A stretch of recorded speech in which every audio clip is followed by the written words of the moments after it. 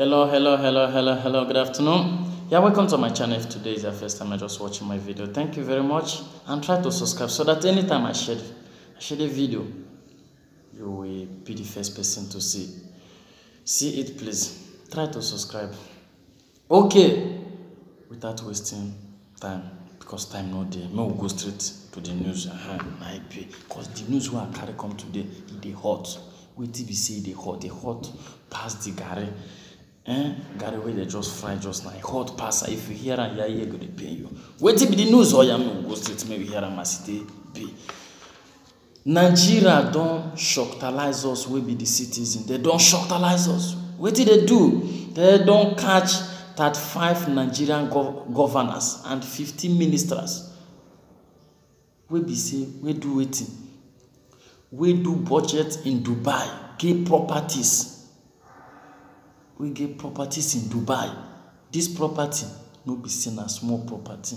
At least seen a property where they buy table. They just buy table like this. They just buy chair or television.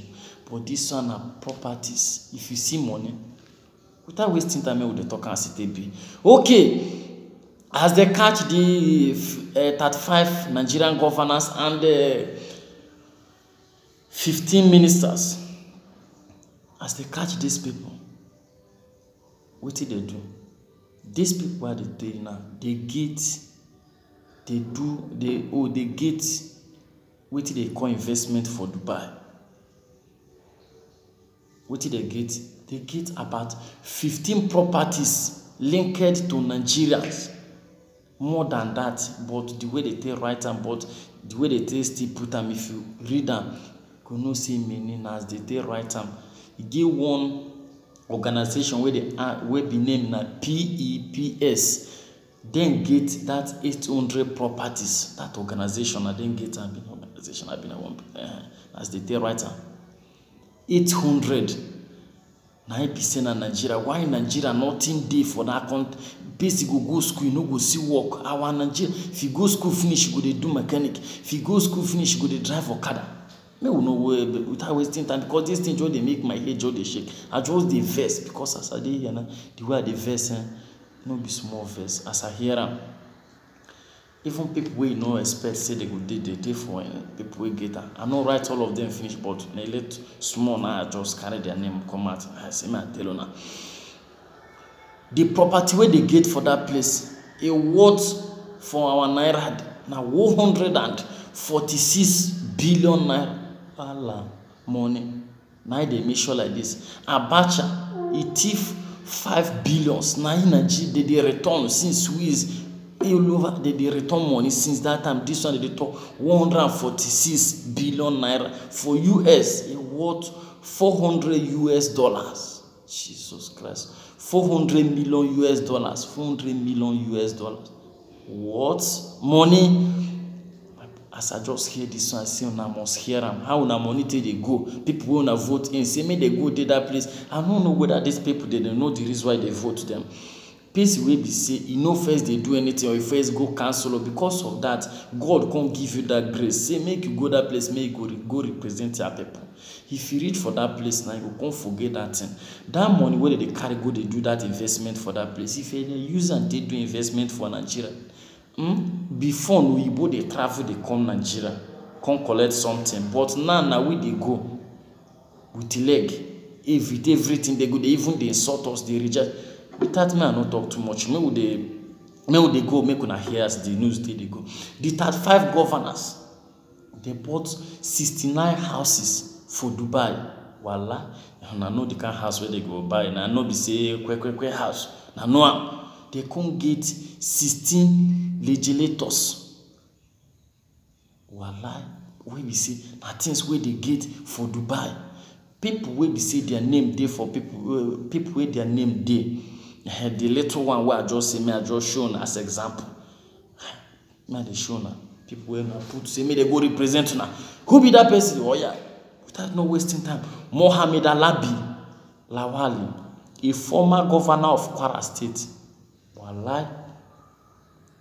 Where we say he ruled Kwara State from 1999 to 2003.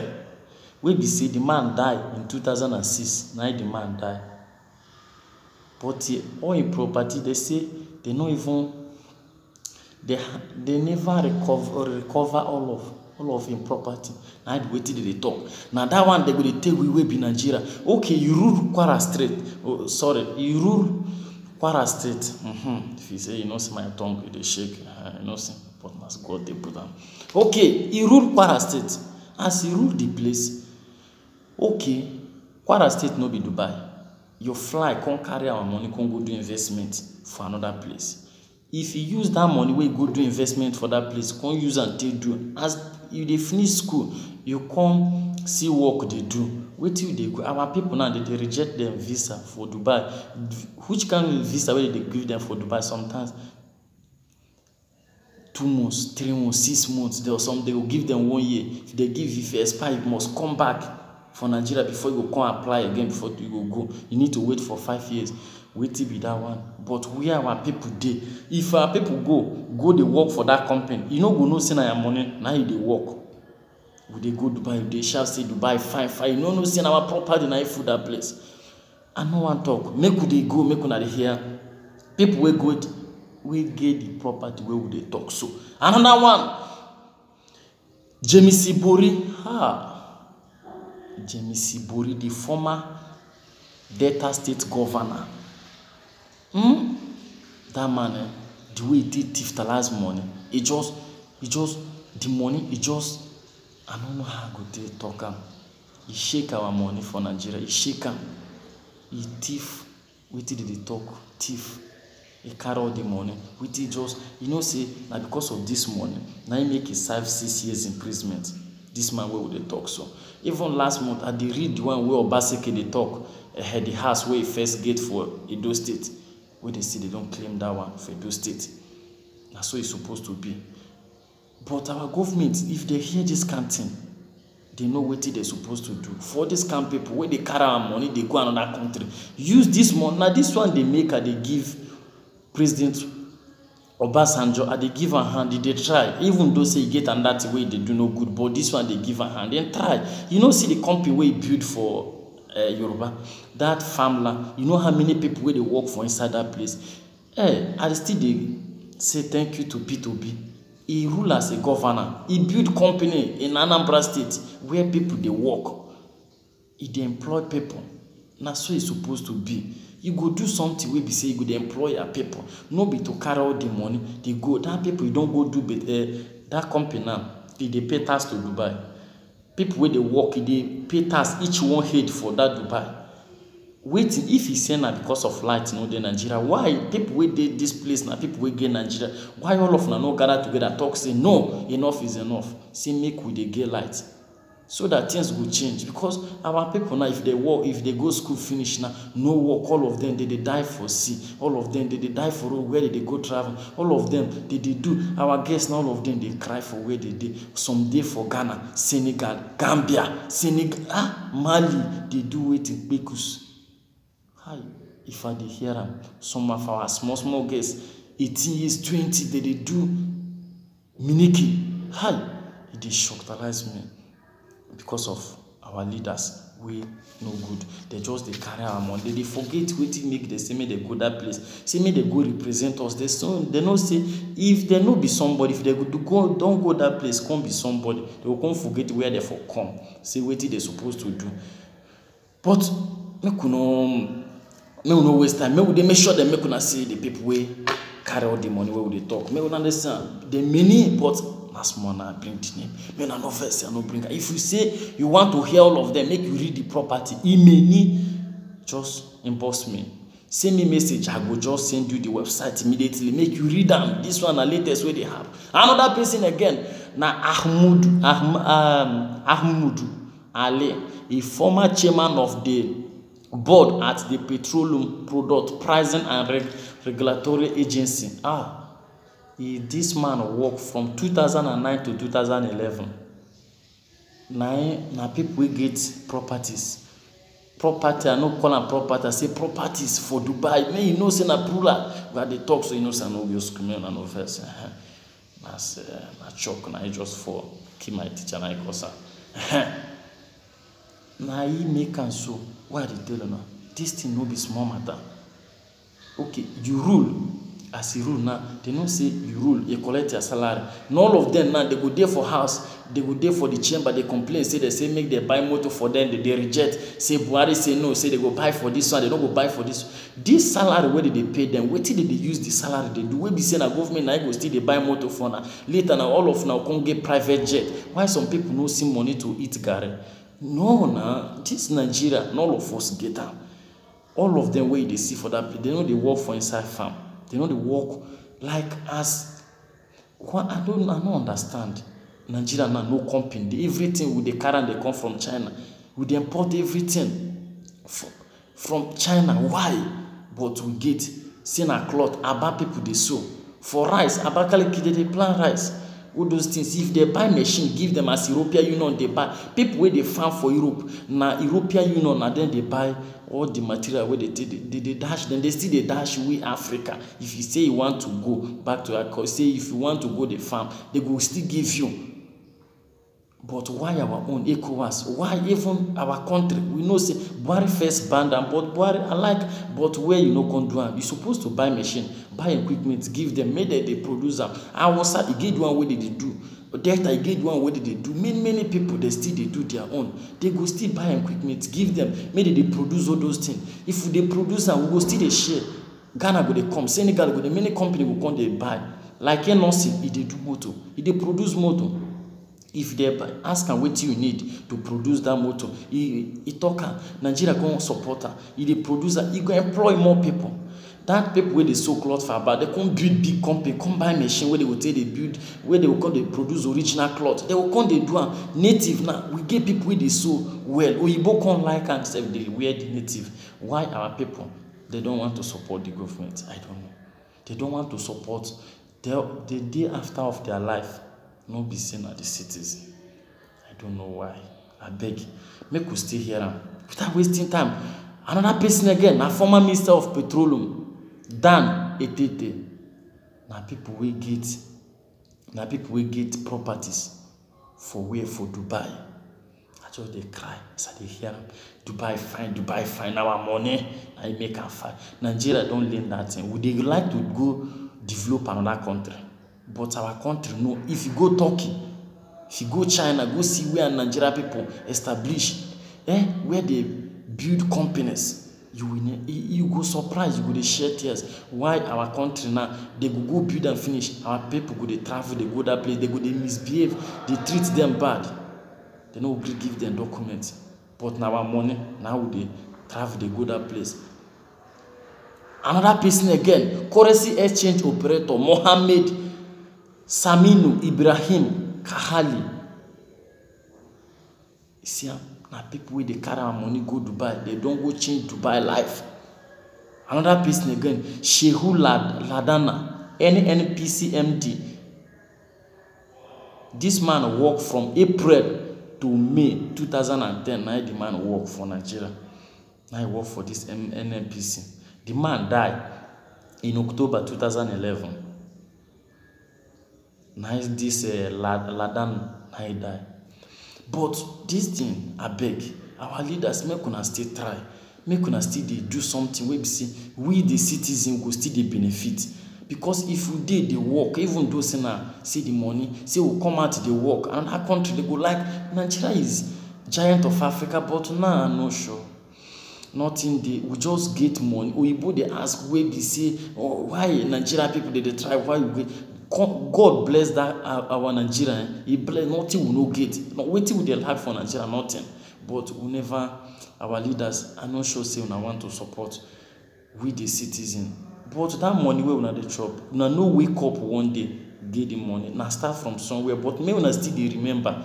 Now we still vote and say may we go represent us. No be say may we carry the money. Even though say we carry the money, no the vessels. But the one where the vessels say we they carry and they go another country. We be say no good. Make una still use and invest. Make we still they work on that one and still they collect small things. As Oyibo still they do them. Oyibo they build something for their place. Hospital, may una build better one. We know they go outside say we want to go treat ourselves. School, may we get better school. Government is supposed to be the best school, but now private. Why? Because our government no care for those kind of things. Security, they say security no there for Nigeria. Security, how security go there? Where our governors, ministers, senate, all of them, they go with the security. If they no go with the security, may they go as the civilians, the citizens, they go empty. May they go like that, make you know whether the security go there the country. May they go reach for that Lagos, say they go work for, they go office for Abuja. If they reach for Lagos, they stand for go slow for 3 hours. Nobody open. Which motor will give them chance? But because we say police army they will open well. They don't know what will they pass through. I beg now, would they beg now, not be seen by force. We know they insult anybody. I beg now, would they beg on us, sir. Make una try change all these things. You get one when no be seen a Buhari go do am.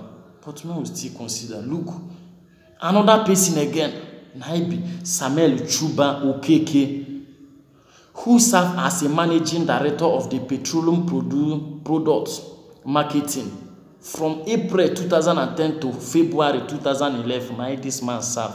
Now people will carry our money go Dubai, go they do picking, go they do investment. If you say get the way the person take go now, down you and that country, now we fit challenge. Everything don't they shake. I beg, no one still change all this one. We still live life of our forefathers. Make we still change. This one, you know good. The country they fall. More be say the money no that beg. Now they beg now. Another people again. Two former chairman of the military pensioner board, including retired Rear Admin Bala Mohammed. Now people will be say these people's Misha, people will serve from 2011 to 2013. And people will do carry our money, go do investment for Dubai. You know good. The last but not the least, before we close the chapter, who be the person? No be saying na them now make sure no all of them now small I just carry say me I just show na small now I carry. If you really need the news I go give you go see am. Two of Nigeria former deputy senate president. One is Ibrahim Manatu. He served Nigeria from 1999 to 2007. And another person na Ike Kuremadu from 2007 to 2019. Walai, we dey clap for all of them. Now they try, now they lead us well. We say make una go represent us. Now carry our money go they do investment. Ike Kuremadu, thank you. You be man, thank you very much. I love you. The way they do them, they carry the money, go do them. Why Igbo people they do have their state now? They sew cloth. They no see money to build that company now. If they know they, you go. Which people vote you in? Igbo people still join, vote you for that seat. You still go, you carry the money, go invest for that place. Later now you go travel, go that place. And they see you now, you come out for TV the other day, say why they no give Igbo people regional security. You, the time where you dey for that seat, what do? You no do anything. You go as deputy senate president. No road where you award, nothing. Igbo people no benefit anything from you. I no see why our leaders will go they do like this. I beg me will try change. Who go that place go? Who go? Who come out? Who go? Who travel? Travel for people wey dey for house. People wey dey for house. Dey for the place wey travel. I beg, if una dey that place, make una still dey remember say e get people wey una keep. We vote una say make una go. Make una still go represent us. Na go dey there. They tell us because no be everything na go dey do. No be all of them we go dey do. E get one wey we go dey do wey una no go do. Na im make nobody get pass. If you say we they work for inside farm, you get the one where they work for office, the one where they work for transport, different. Everybody gets their own role to play. Sorry, I don't speak English. You go miss more English. But what are they talk? Be say make una try. No, say Nigeria they cry. Our economic they go down because say Nigeria we supposed to get everything. Transport, we go school.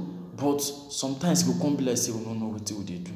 But make una try, make una use this money where they carry they go outside. Because Abacha, that one will thief, where he carry go outside. So I will say carry that money, build something, come put and say Abacha, even though it's still better. Like Murtala Mohammed, that airport now government, he put his name, Nnamdi Azikiwe University for this thing. Even though say he build them like that, he put say make government, even though say you do it, no still mean anything.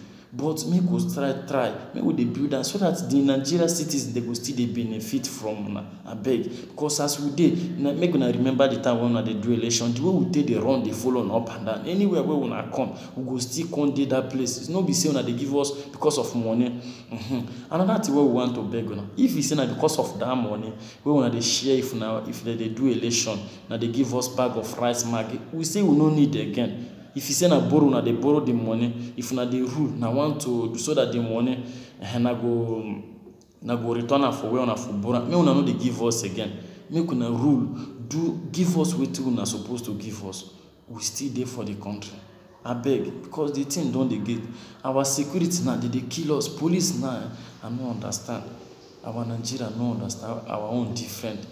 Police supposed to be people wey go dey save Nigeria, but then na dem dey kill our Nigeria. But if you call our Nigeria police, hello, you go ask you what is your name, you come dey speak grammar.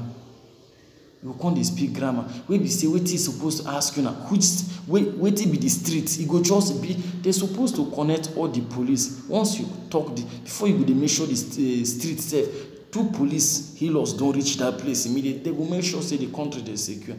I beg now with the beg. My people make una no vex say the word will prolong. And now for here we dey bring her to the end for today. Just that as this issue just come, I know say dey very very important. I say make I tell una, make una still know as una money take dey waka. Say people wey una put for seat, say make they go represent una. See the way they take dey carry una money take dey go. This one as small na tell una. If una hear all of them, make una see say company wey dey for Dubai, wey we dey share Dubai, now we get am, but no be our own. Na dem get am. If they wake up tomorrow say no, say they don't stop and say nobody, they know if we fight them. This one, you know if we fight our country to country. Now you go their place, go build am. But make we still build am for our country. I beg. Now we dey beg our leaders. Na so I take care and come for today. Thank you very much. See you again. Good evening and good night. Thank you very much and goodbye. Bye.